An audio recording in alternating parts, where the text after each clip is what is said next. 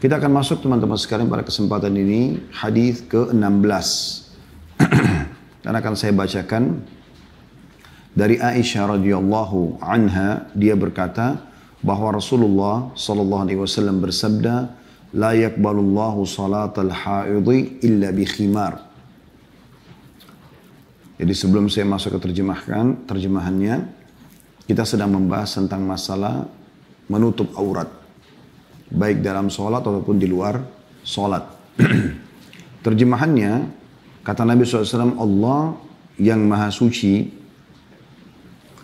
tidak akan menerima sholat wanita yang telah haid atau maknanya balik kecuali dengan memakai kerudung. Hadis ini diriwayatkan oleh Abu Dawud dan juga Tirmidzi. Saya langsung baca penjelasannya dulu. Seperti biasa, lalu kemudian insya Allah kita akan tambahkan dengan beberapa informasi yang lain. Kata penulis kitab Al-Misbah Al-Munir berkata pada juz 1 halaman 181, khimar yang disebutkan dalam hadis ini adalah pakaian wanita yang dipakai untuk menutupi rambutnya. Bentuk jamaknya adalah khumur. Seperti kata kitab, jamaknya kutub. Ucapan seseorang, ikhtamaratil mar'atu wa takhammarat, artinya memakai khimar atau kerudung. Ini perkata atau penjelasan dari penulis Al-Misbah Al-Munir, ya, tentang potongan sabda Nabi SAW, tidak akan diterima sholat seorang wanita yang telah balik kecuali dengan khimar. Itu makna khimar tadi. Ibn Rushd dalam kitab Bidayat al-Mujtahid berkata di juz 1 halaman 116, jumhur ulama bersepakat bahwa pakaian yang bisa dipakai wanita dalam sholat adalah baju panjang dan tutup kepala dalam kurung kerudung.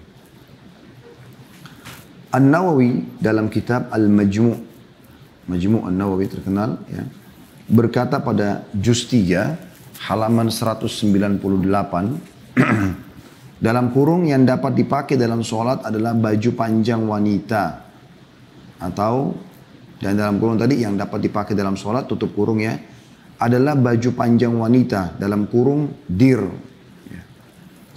Tutup kepala atau kerudung dalam kurung khimar, dan mantel dalam kurung milhafa. Demikian nas atau redaksi dari Imam Syafi'i. Jadi artinya semuanya tertutup, kecuali di sini tidak disebutkan bagian wajah saja. Karena semuanya dianjurkan untuk ditutup. Di sini baju panjang bagi wanita, kerudung menutupin kepalanya, dan juga mantel, ya, baju yang menutupin seluruh tubuh. Ibnu Qudamah dalam kitab Al-Mughni pada juz 1 halaman 638 mengatakan, disunnahkan bagi wanita yang akan mengerjakan sholat agar memakai baju panjang dan kerudung yang menutupi kepala dan lehernya, serta memakai jilbab yang melingkar di atas baju panjang. Jadi sudah ada baju, ditutup lagi dengan jilbab. Pendapat ini diriwayatkan dari Umar dan anaknya Aisyah, juga dinukil pendapat dari beliau, Abid as-Salmani dan Atha. Dan ini merupakan pendapat Imam Asy-Syafi'i. Ia berkata lagi, para ulama umumnya sepakat bahwa dengan pakaian panjang dan menutup kepala. Apabila ditambah dengan pakaian lain, maka itu lebih baik dan lebih menutup aurat. Karena wanita yang memakai jilbab, maka dia menghindarkan dirinya agar tidak terbuka pakaian tersebut ketika ruku dan ketika sujud. Juga agar pakaiannya tidak membentuk lekuk tubuhnya. Kemudian pembahasan tentang pakaian yang sah dipakai untuk sholat, yaitu dapat menutupi anggota badan yang wajib ditutupi. Ini masih perkataan Ibnu Qudamah, ya, dalam kitab Al-Mughni. Dan Ibnu Qudamah mengatakan atau mengutip perkataan Imam Ahmad rahimahullah, mayoritas para ulama sepakat dengan pakaian dir. Dan dir artinya pakaian yang panjang. Dan khimar. kerudung penutup kepala. Demikian juga dengan atau karena pakaian tersebut dapat menutupi seluruh yang wajib ditutupi sehingga sholatnya sah. Jadi dalam mazhab Syafi'i sudah disebutkan, dalam mazhab Ahmad Hambali sudah disebutkan, ya. Kemudian dalam mazhab Malikiyah juga sudah, ya. Hanafiyah juga sudah disampaikan. Artinya imam-imam 4 ini betul-betul menekankan tentang masalah hijab. Penulis kitab Al-Aunul Ma'bud pada juz 2 halaman 345 berkata, maksud hadis tersebut adalah wajib bagi wanita untuk menutup kepalanya dalam sholat jika ia sudah balik dan telah keluar darah haid. Al-Hafidh, maksudnya Ibnu Hajar dalam kitab Al-Fath, ya, Fathul Bari, Syarah Sahih Bukhari, juz 1 halaman 482, menukil Ibnu Munzir rahimahullah menceritakan dari jumhur ulama bahwa wajib bagi wanita memakai penutup kepala dan baju panjang ketika sholat. Maksud dari keterangan tersebut adalah pakaian yang menutupi tubuh dan kepalanya. Jika pakaiannya lebar dan panjang sehingga menutupi kepalanya dengan pakaian tersebut, maka hal tersebut diperbolehkan. At-Tirmidzi rahimahullah berkata, perkataan Rasulullah SAW, haid, tanda kutip, artinya wanita yang sudah balik, yaitu jika ia telah haid. Dan hadis Aisyah radhiyallahu anha ini adalah hadis hasan, ya, atau bisa diterima dan bisa dijadikan sandaran untuk beramal menurut para ahli ilmu. Sesungguhnya apabila wanita telah balik lalu dia sholat, namun sebagian dari rambutnya ada yang terbuka atau terlihat, maka sholatnya tidak sah. Ini adalah pendapat Imam Syafi'i. Dia pun mengatakan bahwa seorang wanita tidak boleh sholat ketika dalam keadaan sebagian dari sebagian tubuhnya ada yang terbuka. Imam Syafi'i berkata, ada yang berpendapat bahwa apabila bagian luar kedua telapak tangan atau ada yang berpendapat bahwa apabila bagian luar kedua telapak kakinya terbuka, maka sholatnya sah. Jika ingin mengetahui masalah ini secara rinci atau lebih terinci, bisa lihat kitab Ma'alim As-Sunan juz 1 halaman 180. As-San'ani dalam Subulus Salam. Tentu tadi pendapat itu Imam Syafi'i yang mengatakan ada sebagian yang mengatakan seperti itu. Tapi dalam mazhab beliau semuanya tertutup. Ya, sampai ke telapak kaki pun tidak ternampak. Ya. As-San'ani dalam Subulus Salam pada juz 1 halaman 255 berkata, nafiyul qabul atau tidak diterimanya sholat yang dimaksudkan di sini adalah tidak sah dan tidak diberi pahala. Tetapi terkadang lafaz qabul atau diterima diungkapkan secara mutlak dalam kurung tidak terikat. Namun yang dimaksudkan dengannya adalah status ibadah yang mengakibatkan pemberian pahala ibadah. Apabila ia tidak diterima, maka itu merupakan peniadaan terhadap pahala ibadah tersebut, bukan meniadakan sahnya ibadah. Sebagaimana terdapat dalam hadis, innallaha la yaqbalu salatal abiqi wala man fi jawfihi khamrun. Sesungguhnya Allah tidak menerima salat seseorang budak yang melarikan diri dari tuannya dan salat seseorang yang di dalam perutnya ada khamar atau minuman keras. Kata beliau, demikianlah penjelasannya dan kami telah menjelaskan dalam kitab Risalah Isbal dan Hawashih Syarah kitab Al-Umdah bahwa peniadaan diterimanya ibadah itu sejalan dengan peniadaan sahnya ibadah. Adapun sabda Rasulullah SAW, illa bi khimar, kecuali dengan memakai kerudung, menunjukkan bahwa seorang wanita wajib menutup kepalanya, lehernya, dan lainnya yang biasa ditutup dengan khimar atau kerudung. Ini semua syarah dan penjelasan yang disampaikan oleh penulis. Kalau kita bisa simpulkan ya, dari apa yang beliau sampaikan adalah wajibnya wanita menutup aurat. Karena bahasanya di sini lebih banyak ke masalah atau hadis ini menyinggung tentang masalah sholat. Tentu saja bukan berarti menutup aurat khusus untuk sholat. Tetapi penulis sudah mengangkat pendapat tadi yang terakhir sekali disebutkan. Maka wanita dalam sholat punya kewajiban menutup aurat mereka sebagaimana umumnya mereka menutup aurat di luar sholat. Nah, Di sini teman-teman, di luar sholat, ada bahasan tersendiri tentunya tentang menutup aurat di luar sholat. Maka ada rincian, kalau dia sedang bersama suaminya, dia nggak ada kewajiban tutup auratnya. Atau dia bersama dengan mahramnya, anaknya, pamannya, ayahnya, saudaranya, maka dia boleh tidak menutup sebagian dan menutup sebagiannya, seperti bagian kepala, bagian tangan, nah, itu bagian kaki tidak ditutup. Ya. Kalau bersama dengan mahram umumnya, kalau sama suami tentu walaupun tidak menggunakan busana. Nah, tetapi kalau ketemu dengan yang bukan mahramnya, maka wajib menutup semuanya.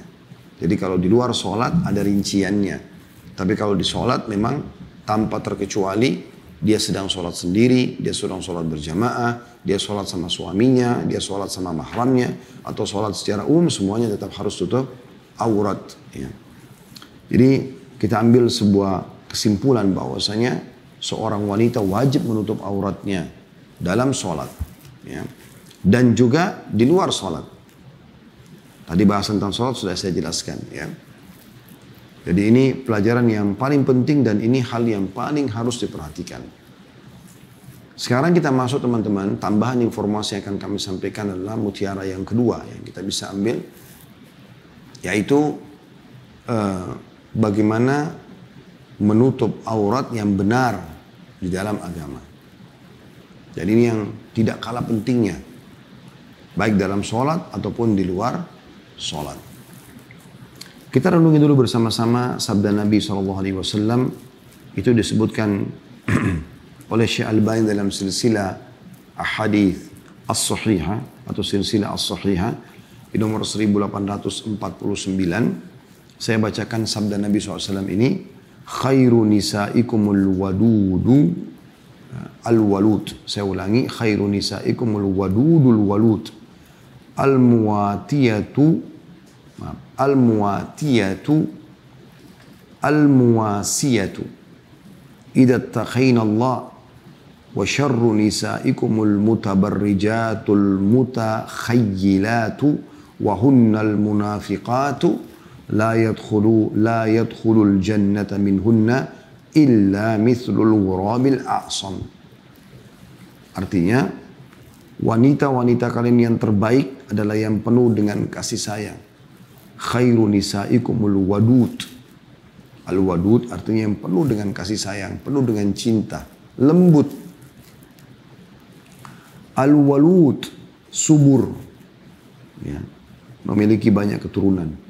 Al-muwatiyatu artinya yang selalu taat pada perintah suaminya selama bukan maksiat. Al-muwasiyatu di sini terjemahannya mirip sama. Al-muwatiyatul muwasiyatu maksudnya adalah jadi satu rangkaian, yaitu yang selalu taat dan mengikuti perintah suaminya. Bila mereka bertakwa kepada Allah, idza taqaina Allah, maka itu menjadi wanita yang terbaik di muka bumi. 3 sifatnya, penuh dengan kasih sayang dan cinta, subur dan patuh, serta selalu taat dengan suaminya. Kalau mereka bertakwa kepada Allah, maka itu akan menjadi luar biasa, ajang pahala yang besar buat mereka. Kemudian kata Nabi SAW, ini saksi bahasan kita, wa syarru nisa'ukumul mutabarrijat, dan seburuk-buruk wanita kalian dari kaum muslimin, yaitu yang tabarruj, maksudnya menampakkan perhiasan kepada laki-laki yang bukan mahram. Al-mutakhayyilat, yang sombong dan juga angkuh. Ya. Wa hunnal munafiqat, ketahuilah mereka adalah wanita-wanita munafik. La yadkhulul jannata minhunna illa mithlul ghurabil a'sam. Tidak akan pernah ada yang masuk surga dari kalangan mereka kecuali sangat langkah, hanya seperti ghurabil a'sam. Apa itu ghurabil a'sam? Burung gagak yang berwarna hitam, ya. Gagak hitam yang kedua kakinya atau kedua sayapnya atau perutnya berwarna putih atau merah. Punya burung gagak kan hitam semua bulunya. Tapi jarang sekali terjadi ada beberapa burung gagak yang semuanya hitam tapi dadanya berwarna putih atau kakinya berwarna putih gitu. Atau ada sebagian bulunya di bagian kepalanya berwarna putih. Ini jarang terjadi. Hadits ini kita bisa lihat pelajaran bagaimana Nabi SAW membagi wanita umat ini menjadi dua bagian. Akan menjadi yang terbaik dari umat ini, layak menjadi istri, layak menjadi ibu, layak menjadi saudari, layak menjadi anak, layak menjadi ya, tante, ya. Walaupun sebenarnya tidak menghapus status mereka gitu. Tapi yang paling layak untuk kita hormatin dan mengatakan mereka wanita terbaik umat ini adalah tadi. Yang penuh dengan kasih sayang. Ini kelihatan dari kelembutan. Kelembutan suara, sikap, ya, karakter. Kemudian subur. Bukan mandul. Maksud dalamnya juga sini adalah suka dengan keturunan ya. Karena walaupun dia subur tapi kalau nggak mau hamil, maka juga ada kendala di sini. Karena yang dimaksud dengan walud adalah memang dia suka melahirkan, subur punya keturunan banyak. Dan sudah disebutkan tadi al-muwatiyatul muwasiyah. Artinya yang selalu taat dan patuh pada perintah suaminya. Ini manusia terbaik, wanita terbaik dari umat ini. Semoga Allah jadikan para pasangan kita, anak-anak kita, orang tua kita, kerabat-kerabat kita ya, menjadi wanita-wanita yang seperti ini insya Allah. Kemudian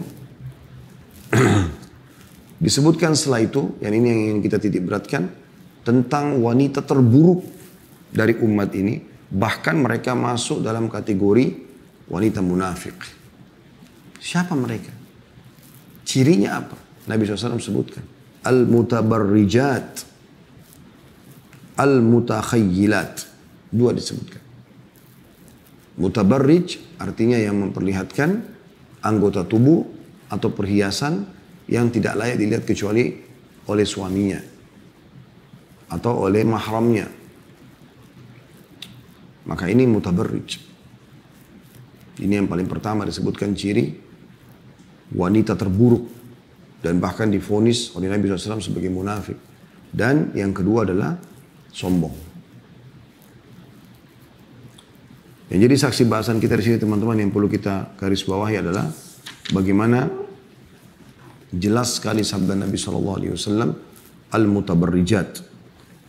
Begitu juga ada hadis yang perlu setiap muslimah hati-hati dalam masalah ini.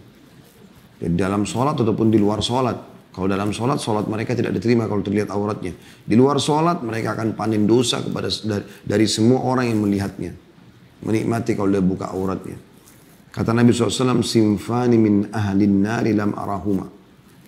Ada dua golongan dari ahli neraka yang belum aku lihat ya semasa hidupku maksudnya.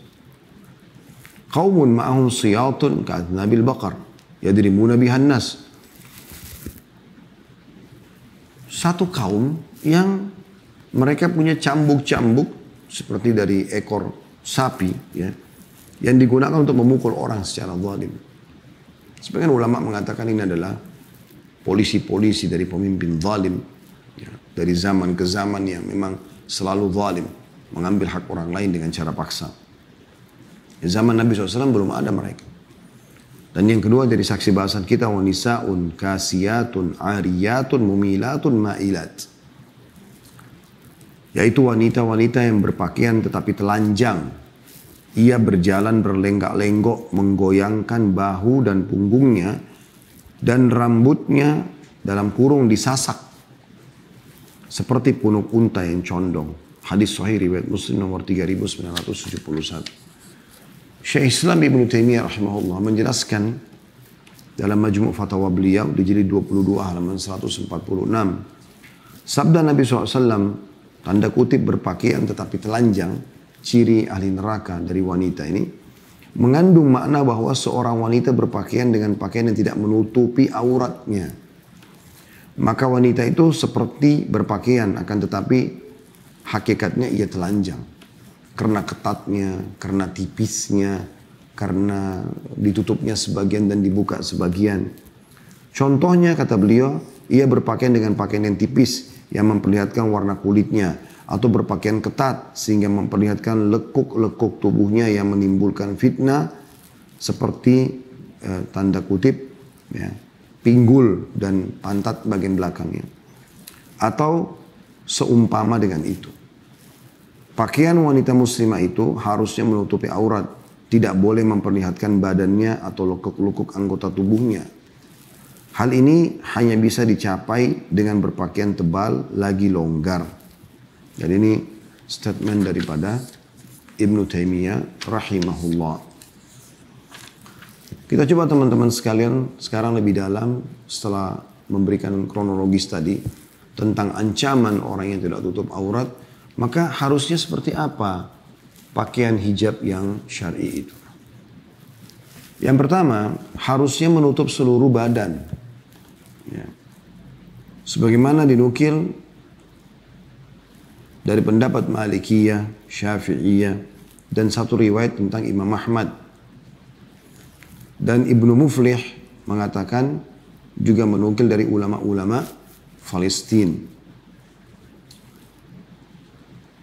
Diambil dari firman Allah Subhanahu wa taala, wa qul lil a'udzubillahi minasyaitonir dalam surah An-Nur ya ayat 31, wa qul lil mu'minati yaghdudna min absarihinna wa yahfazna furujahunna wa la yubdina zinatahunna illa ma dhahara minha wal yadribna bi khumurihinna ala juyubihin wa la yubdina zinatahunna illa li bu'ulatihinna aw abaihinna aw abai bu'ulatihin aw abai bu'ulatihinna aw abnaihinna aw abnai bu'ulatihinna aw ikhwanihinna aw bani ikhwanihinna aw bani akhawatihinna aw nisaihinna aw ma malakat aymanuhunna aw ittabi'ina ghairi ulil irbati minar rijali aw at-tifli alladhina lam yadhharu ala awratin nisa wa la yadribna bi arjulihinna liyu'lama ma yukhfina min zinatihin wa tubu ila Allahi jami'an ayyuhal mu'minun la'allakum tuflihun.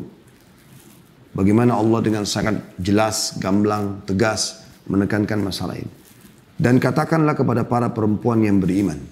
Kalau Anda mengaku beriman kepada Allah, maka Anda tentunya akan merenungi ayat ini. Dan katakanlah kepada para perempuan yang beriman. Apa perintah Allah? Agar mereka menjaga pandangannya. Ini perintah yang pertama. Nggak boleh jelalatan, lihat yang haram. Yang kedua, dan memelihara kemaluannya, tidak berzina. Yang ketiga, dan janganlah menampakkan perhiasannya atau auratnya. Yang ketiga. Yang kecuali yang biasa terlihat. Makna biasa terlihat adalah wajah dan telapak tangan dalam pendapat Imam Syafi'i rahimahullah. Dan hendaklah mereka menutupkan kain kerudung ke dadanya dan jangan menampakkan perhiasan auratnya. Nah, yang keempat. Tutup aurat tapi tidak boleh menampakkan auratnya. Jadi tidak boleh ketat, tidak boleh tipis. Ya. Kecuali kepada suami mereka. Kalau suami tidak ada masalah. Boleh menampakkan bagian rambut bahkan seluruh tubuh. Atau boleh menampakkan sebagian kepada ayah mereka. Atau ayah suami mereka, mertua. Ya, karena itu sudah jadi mahram. Atau putra-putra mereka. Atau putra-putra suami mereka. Anaknya sendiri. Atau dia nikah sama duda punya anak. Ya, laki-laki. Setelah dia menikah sama si duda ini, si perempuan ini, maka dia, anak-anak suaminya menjadi mahramnya. Atau saudara-saudara laki-laki mereka. Atau putra-putra saudara laki-laki mereka, keponakan dari saudara laki-laki. Atau putra-putra saudara perempuan mereka, ponakan dari saudari perempuan. Atau para perempuan sesama Islam dalam kurung, ya. Atau hamba sahaya yang mereka miliki. Atau para pelayan laki-laki tua yang tidak mempunyai keinginan terhadap perempuan. Jadi sudah sangat tua sekali dan perempuan ini pun kadang-kadang harus terbuka mungkin bagian kepalanya, bukan seluruhnya. Ini ada yang mengatakan masih dibolehkan di sini sebagaimana Allah SWT sebutkan. Ya. Atau anak-anak yang belum mengerti tentang aurat perempuan, belum balik, masih kecil. Dan janganlah mereka menghentakkan kakinya agar diketahui perhiasan yang mereka sembunyikan. Dan bertobatlah kamu semua kepada Allah, hai orang-orang beriman, agar kamu termasuk beruntung. Jelas sekali bagaimana Allah Subhanahu wa taala menyuruh wanita untuk menutup auratnya. Dan tidak boleh memperlihatkan kecuali pada golongan-golongan tertentu saja. Sebagian ahli tafsir memaknakan potongan firman Allah SWT illa ma dhahara minha, kecuali yang biasa terlihat yakni wajah dan kedua telapak tangan, dan ini pendapat Ibnu Abbas, Ibnu Umar dan Aisyah radhiyallahu anhum ajma'in dari kalangan sahabat, juga merupakan pendapat dari tabi'in seperti Sa'id bin Jubair, Mujahid, Atha dan Ad-Dahhak. Ini diambil dari tafsir Ibnu Katsir dan tafsir At-Tabari. Yang kedua, teman-teman sekalian, yang harus diperhatikan dalam masalah penutupan aurat wanita ini, jilbabnya. Kalau tadi kan itu bajunya ya, yang kita bahas yang poin pertama itu adalah bajunya. Jadi bagaimana baju itu menutupi ya, seluruh badan. Kemudian yang kedua adalah jilbabnya sendiri, bagian kepalanya. Juga sama, dianjurkan menutupi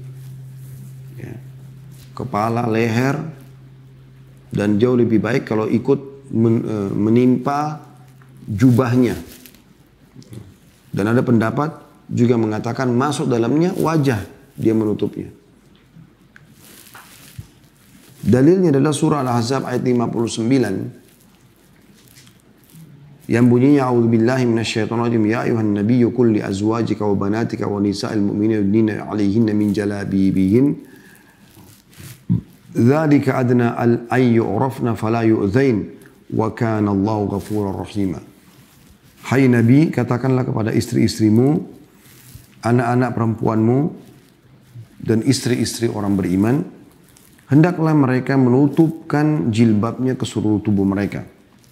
Yang demikian itu agar mereka lebih mudah untuk dikenali sehingga mereka tidak diganggu, dan Allah Maha Pengampun lagi Maha Penyayang. Diriwayatkan dari Ibnu Abbas radhiyallahu anhu, beliau berkata, Allah memerintahkan kepada istri-istri kaum mukminin jika mereka keluar rumah karena suatu keperluan, hendaklah mereka menutupi wajah mereka dengan jilbab, dalam kurung pakaian sebagian ya, pakaian yang atau kain yang menutup kepala mereka. Mereka dapat menampakkan kedua matanya. Ini dinukil dari Ibnu Abbas radhiyallahu anhu. Jadi bagian kepala ini pada saat beliau menafsirkan surah Al-Ahzab, beliau mengatakan masuk dalamnya adalah menutupi wajah mereka kecuali dua mata. Ya. Sebagaimana juga Qatada berkata tentang tafsir surah Al-Ahzab ayat 59, Allah memerintahkan para wanita jika mereka keluar rumah agar menutupi alis mereka, sehingga mereka mudah dikenali dan tidak diganggu. Maksudnya dikenali sebagai muslim atau muslimah. Diriwayatkan dari Ibnu Jarir dan dihasankan oleh Syekh Mustafa Al-Adawi dalam Jami' Ahkamin Nisa. Ya. As-Suyuti juga berkata, ayat hijab ini, Al-Ahzab 59, berlaku bagi seluruh wanita. Di dalam ayat ini terdapat dalil kewajiban menutupi kepala dan wajah bagi wanita. Ini sebagaimana disebutkan oleh Syekh Bakar Abu Zaid dalam Hirasatul Fadilah, halaman 51. Jadi pendapat ini, pendapat yang dicenderung juga oleh Imam Ahmad rahimahullah, juga sebagaimana dinukil dari Qatada dan Ibnu Abbas, juga dinukil dari As-Suyuti, kalau wanita menutup badannya seluruhnya, tadi yang pertama, yang kedua menutup juga kepala dan wajah semuanya. Ya. Kecuali bagian mata saja agar mereka bisa melihat. Gitu kan. Ada juga pendapat lain yang mengatakan bahwasanya boleh menampakkan bagian wajah dan telapak tangan. Tapi itu pun menampakkannya memang karena dibutuhkan, dalam arti kata memang yang biasa nampak. Jadi bukan berarti ada sebagian wanita pakai jilbab lalu kupingnya juga dicantolin jilbabnya gitu kan. Atau terlalu melebar sehingga terlalu banyak bagian wajah juga yang nampak. Ya, tapi yang normal saja. Itu yang pendapat yang membolehkan memperlihatkan wajah. Tapi kalau pendapat tadi yang dinukil dari Ibnu Abbas dan juga kata dari tafsir surah Al-Ahzab ayat 59, justru anjuran untuk menutupnya. Sampai menggunakan, kalau kita mungkin menggunakan cadar ya kalau sekarang, ya, bisa kain itu terpisah, jilbab sama cadar seperti biasa, atau memang ada jilbab yang sudah cambung sama cadarnya gitu.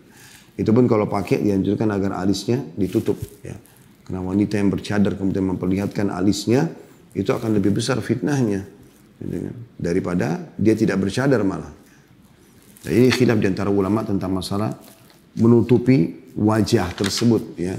Tapi disepakati oleh mereka untuk menggunakan kain yang diulurkan dari kepala sampai ke seluruh tubuh ya, atau menimpali baju gamis yang dia pakai. Kemudian yang ketiga yang perlu diperhatikan juga, tidak boleh menggunakan wangi-wangian. Dan ini sudah pernah kita singgung sebelumnya sebenarnya, tapi ini berhubungan dengan masalah hijabnya. Karena kayak satu paket gitu ya. Karena Nabi SAW bersabda, ayyuma imra'atin ista'tarat famarrat ala qaumin liyajidu min rihaha fahiya zaniyah. Sudah kita paparkan tentang masalah parfum yang kalau tidak salah di 2-3 hadis sebelum ini. Wanita mana saja yang memakai parfum lalu lewat di depan laki-laki agar mereka mencium wangi tubuhnya, ya, maka ia adalah seorang pezina. Ya, dan ini sudah kita jelaskan panjang lebar. Hadis ini hadis yang hasan diriwayatkan oleh Syekh Albani, ya, dinukil oleh beliau. Dan ini sudah kita jelaskan panjang lebar. Saya tidak perlu bahas lagi tentang masalah parfum ini karena ada yang dibolehkan di depan suami, dia boleh pakai wangi terserah dia wangi seperti apa. Di depan mahramnya juga boleh dia pakai gitu kan. Dan kalau dia harus pakai di depan mahramnya pun dipilihkan yang warnanya terang tapi baunya tidak terlalu keras ya. Dan sudah kita paparkan panjang lebar, atau tidak menyengat baunya. Ini juga sudah kita jelaskan pada pertemuan yang lalu. Di poin yang keempat adalah harusnya longgar. Jadi tadi sudah kita bilang menutup tubuh seluruhnya. Tapi yang harus diperhatikan longgarnya juga penting. Jadi tidak membentuk lekuk-lekuk tubuh. Ini juga masuk dalam syarat hijab dan pakaian syar'i. Di sholat dan di luar sholat tentunya. Ya. Juga tidak transparan. Jadi tipis, tidak tipis ya. Dan juga tidak ketat. Nah ini kan dua hal yang kadang-kadang ketemu ya. Ada orang sudah ketat, tipis lagi. Ketat saja sudah nggak boleh, tipis juga nggak boleh. Kalau digabungkan keduanya lebih buruk lagi. Oleh karena itu di syarat yang keempat pakaiannya syar'inya adalah bagaimana dia longgar dan juga tebal, tidak tipis. Ya. Kita sudah jelaskan tadi hadis Nabi SAW, sinfani min ahlin nar lam arahuma. Ada dua golongan ahli neraka yang belum aku lihat, maksudnya di masa hidup beliau belum pernah kelihatan dua golongan ini. Qaumun ma'ahum siyatun ka'adnabil baqarah. Satu kaum yang selalu membawa pecut cambuk dari ekor sapi yang menyambuk orang dengan zalim. Dan yang kedua, wanisaun kasiyatun ariyatun mumilatun ma'ilatun ru'usuhunna ka'asnimatil bukhti ma'ilah. Ya, saya ulangi, ru'usuhunna ka'asnimatil bukhtil ma'ilati la yadkhulna al-jannata wa la yajidna rihaha wa inna riha la yujidu min masirati kadza wa kadza. Dan golongan kedua adalah wanita yang berpakaian tetapi telanjang. Ya. Ia berjalan berlenggak-lenggok, menggoyangkan bahu dan punggungnya dan rambutnya disasak seperti punuk unta yang condong. Mereka tidak akan masuk surga dan tidak akan mencium aroma surga, padahal sesungguhnya aroma surga tercium dari jarak perjalanan sekian dan sekian. Hadis riwayat Muslim. Yang kelima teman-teman, tidak menyerupai pakaian laki-laki. Karena Nabi SAW mengatakan la'anallahu ar-rajula yalbasu libsatal mar'ati wal mar'ata talbasu libsatal rajul. Allah Ta'ala melaknat laki-laki yang memakai pakaian wanita dan melaknat wanita yang memakai pakaian laki-laki. Ya, hadis ini sahih, disebutkan dalam Sahihul Jami' oleh Syekh Albani nomor 5095. Ini sudah umum tentunya, ya tidak boleh menggunakan pakaian yang memang laki-laki ya. Lebih baik dihindari dan harus dihindari memang walaupun di rumah ya. Apalagi kalau menggunakan pakaian-pakaian seperti, kan ada juga gamis laki-laki ya. Jadi nggak boleh dipakai gamis laki-laki itu oleh perempuan ya. Karena itu kalau itu khas laki-laki. Kemudian yang keenam, tidak menyerupai pakaian wanita-wanita non-muslim. Sebagaimana Rasulullah SAW man tashabbaha biqaumin fahuwa minhum, barang siapa yang menyerupai satu kaum, maka ia termasuk dari kaum itu. Ya, hadis ini hasan sahih. Diriwayatkan oleh Abu Daud. Dan ini teman-teman, kalau Anda mengatakan, bagaimana bisa saya pakai pakaian jilbab, pakai jubah, lalu saya menyerupai pakaian orang kafir? Jawabannya iya, kan ada biarawati pakaiannya begitu kan, pakai jilbab juga mereka. Jadi mereka punya ciri khas yang memang orang tahu begitu lihat, oh ini pakaian biarawati. Nah, setiap muslimah harusnya menghindari masalah itu. Apalagi mereka juga menggunakan simbol-simbol dengan kalung salibnya misalnya dan seterusnya. Ya. Kemudian yang ketujuh, tidak menggunakan pakaian syuhrah. Ya. Pakaian syuhrah ini pakaian yang membuat warna terlalu menyolok, yang membuat orang menilainya negatif atau dia tampil beda. Jadi walaupun hijab syar'i, tidak boleh ada syuhranya. Karena kata Nabi SAW, man labisa thawba syuhratin albasahu Allah yawmal qiyamati thawban mithlahu thumma yulhabu fihi an-nar atau yulhabu fihi an-nar. Barang siapa yang memakai pakaian syuhrah, maka pada hari kiamat Allah akan memakaikan pakaian seperti itu yang ia kenakan di dunia, kemudian dinyalakan dengan api atau akan menjadi api yang akan membakarnya. Ini hadis sahih disebutkan dalam Sahihul Jami' nomor 5095. Ya. Dan hadis ini, pakaian syuhrah dijelaskan oleh para ulama adalah pakaian yang memang digunakan untuk berbangga-bangga dan menyolok dengan sendirinya, baik itu warnanya, ya, atau pernak-perniknya, sehingga dia pun kelihatan tampil beda dibandingkan orang-orang lainnya. Nah ini beberapa poin teman-teman sekalian yang perlu diperhatikan dalam masalah hijab ini.